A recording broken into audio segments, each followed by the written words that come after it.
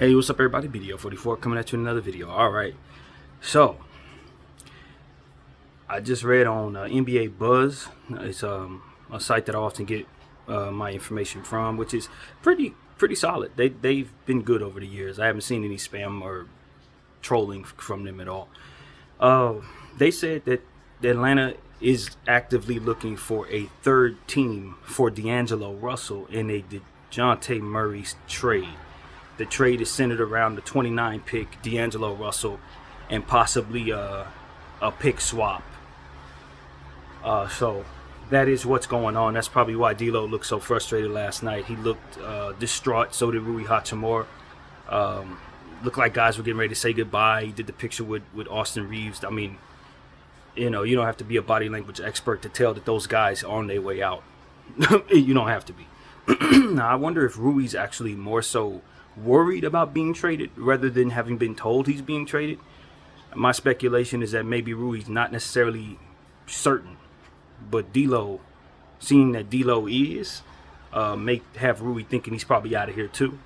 I don't know that he got the same conversation or confirmation that this is happening, but to me, if they're just looking for a team to land D'Lo, then this thing is done, because the Lakers are going to find a team to land D'Lo, or Atlanta is, if they're serious about this. And so, if that's all the trade is, I'm up for it. I mean, God bless D'Lo. I saw how good he looked these last couple of days, and I don't know that he's not actually more gifted than a DeJounte Murray in the grand scheme of things. He may actually be, but I know that he has an opportunity to either leave the Lakers or be overpaid by the Lakers. That's really what it is with D'Lo. He has a opt-out clause at the end of the season. That's going to ultimately put him in a position to, if he's playing great, you had better pay him great, or he's going to go somewhere else. You get him for nothing, you lose him for nothing, or he's playing terrible and he opts in, and then you're stuck with him, which is probably a good thing if you don't want him to leave, but not a good thing when you're considering the fact that he would have then been playing poorly. And going into next season, we probably want a little more solidified, sure bet, given the fact that we got some things on the line, LeBron James, that we really don't know what the future holds. So, yeah, this is a deal that I've been up for, and I'm excited about that deal as it pertains to us not having to give up anything else. If all it's going to take is 29 to swap and D'Lo, boom, let's get through this. Let's get through this now. Let's do it. I'm not emotional at all, man. I stopped being emotional about players leaving when Shaq got traded. You know what I'm saying?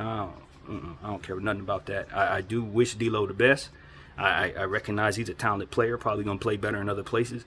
It's not like, in a nutshell, if he were on a 4-year contract at a price that I like and DeJounte was on a contract like this, I would be going for DeJounte. Hell no.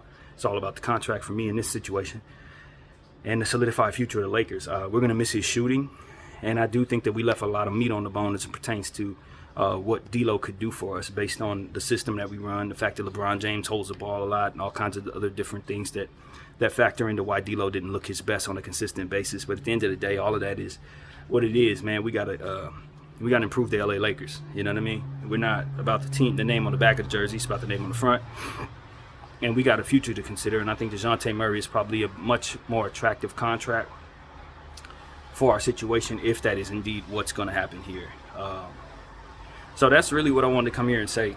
That I just read that. I'm sure a lot of you are reading that as well. And we like D'Lo, man. Everybody likes D'Lo. I like the fact that we drafted D'Lo. You know what I mean? He was somebody I believed in. I said back then that I thought he had MVP-like talent.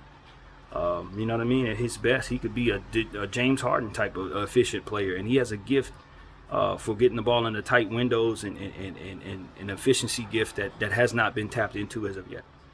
And I still think his best days could actually be ahead of him, as to which we would want to have seen him do it here. But under these specific circumstances, we got to probably move him. Now, I don't want to move him for a Tyus Jones. I don't want to move him for Bruce Brown. None of that. Them players ain't good enough to be moving the talent of D'Lo. I'm just being honest with you. In a nutshell, if that's the swap, no. But DeJounte Murray, that's a little more like it. Certified all-star, somebody who's done fantastic things, somebody who hit 2 game-winning shots this past week. I mean, DeJounte is a worthy trade there. And so I'm not excited about giving up the 29 pick. I hate pick swaps. I hate them because at the end of the day, this is what you're dealing with New Orleans. We've been dealing with that for years. You just never, when the draft comes around, depending on what type of pick you got, they get it if they want it. Or you get to prolong that process for another year. So it's like we're dealing with that now. And I really hate that. I hate it a lot. But if that's what the deal is, then I wouldn't say no to that. I just want people to understand that as a fan of the draft and as a fan of young players, when the draft comes around and I don't have a pick, I want to throw stuff, honestly.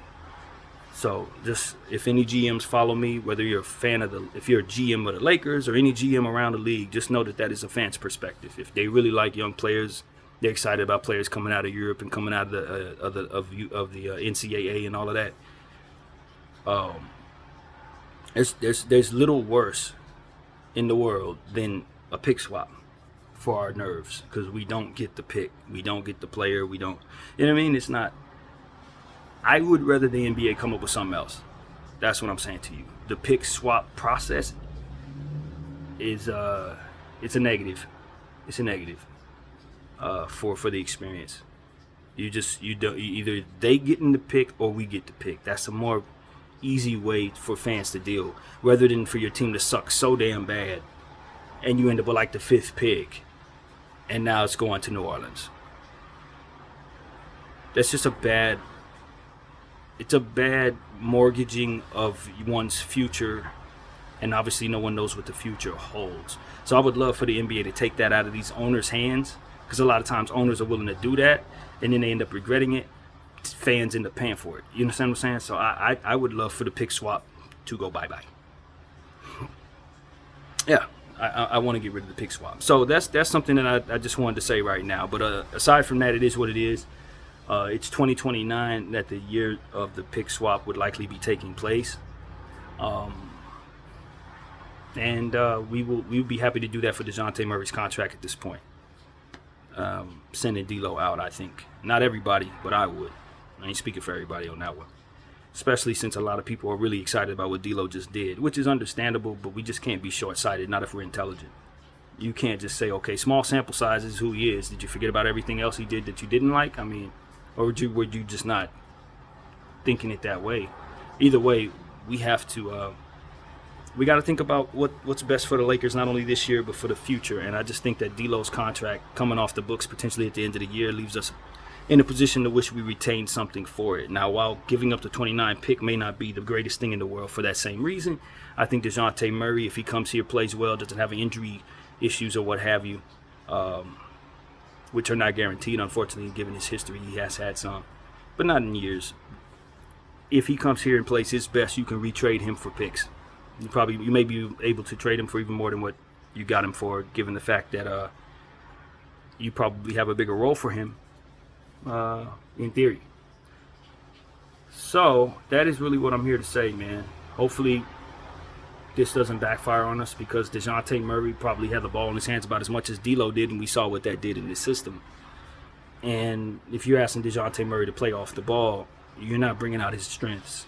And so it may be incumbent upon LeBron James to put the ball in DeJounte's hands even more than he did D'Lo in order for this to work.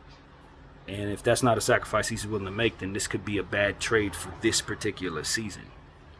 So it's going to be on Bron to work DeJounte in, and don't have him trying to be an off-ball guy, man. You're going to have him bricking shots and being frustrated. D'Lo didn't really have that problem as much because he was a much more talented shooter. Much more talented shooter. So that's what you give up when you give up D'Lo. He's more efficient in the paint. Even though DeJounte's more athletic, he don't have that touch around the rim like D'Lo does. So, like I said, D'Lo may be a more gifted basketball player. He just may. But in certain areas of his game, DeJounte's probably better for us, specifically defensively. And with length and stuff like that, I think DeJounte has him. So that's what it is, man. These are both very talented players, both former All-Stars. So it's not like you're giving up an All-Star for a bum or anything on either side. And I would love to think the Lakers are going to get back more than just that in a trade. Maybe we move Rui in a separate deal, or move Torian and Vincent and Rui in a separate deal and get us back even more, because that's what's necessary, I think. But this is a good start if we can get this done, man. So hopefully D'Lo finds himself somewhere that he wants to be, somewhere that would likely showcase him much better than we did, so he can go off and get the money or go off and find himself an opportunity to win a championship. That's what I hope for D'Lo. You know, and we got to understand, you got to be very careful about doing stuff like this. You saw what happened to Milwaukee. They sent Drew Holiday somewhere they thought was to the Boondocks and the Blazers, and the Blazers immediately sent him to their rival. So don't be so certain the same thing won't happen with D'Lo. You mess around, see D'Lo on the Clippers or the Celtics. You know what I'm saying? It could happen. So I just want to brace everybody for that, because that's a real thing. Although I don't see him going to the Celtics necessarily, and I don't think the Clippers would be willing to make a trade like that necessarily, but you just don't know. Point is, something like that is possible once you release somebody out into the wild. So that's what I want to say, man. Hopefully D'Lo lands on his feet, man. BDL 44, I thank y'all for watching. I'm out.